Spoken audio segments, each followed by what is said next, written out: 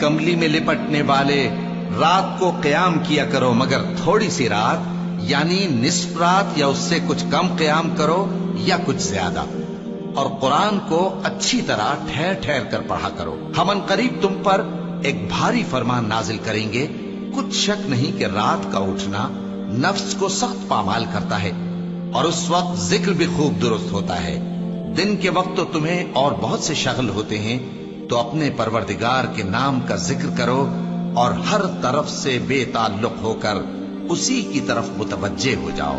وہی مشرق اور مغرب کا مالک ہے، اس کے سوا کوئی معبود نہیں، تو اسی کو اپنا کارساز بناؤ۔ اور جو دل آزار باتیں یہ لوگ کہتے ہیں ان کو سہتے رہو، اور خوبصورتی سے ان سے کنارہ کش رہو،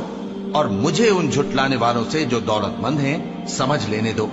اور ان کو تھوڑی سی مہلت دے دو۔ کچھ شک نہیں کہ ہمارے پاس بیڑیاں ہیں اور بڑی زبردست آگ ہے، اور گلے میں اٹکنے والا کھانا ہے، اور درد دینے والا عذاب ہے۔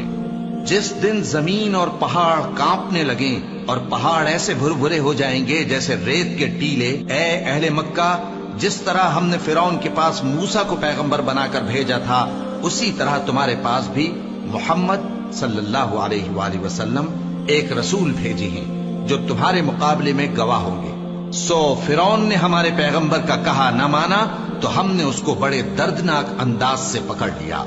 اگر تم بھی ان پیغمبر کو نہ مانو گے تو اس دن سے کس طرح بچو گے جو بچوں کو بوڑھا کر دے گا،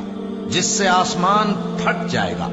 یہ اس کا وعدہ پورا ہو کر رہے گا۔ یہ قرآن تو نصیحت ہے، سو جو چاہے اپنے پروردگار تک پہنچنے کا راستہ اختیار کر لے۔ تمہارا پروردگار خوب جانتا ہے کہ تم اور تمہارے ساتھ کے لوگ کبھی 2/3 رات کے قریب اور کبھی آدھی رات اور کبھی تہائی رات قیام کیا کرتے ہو،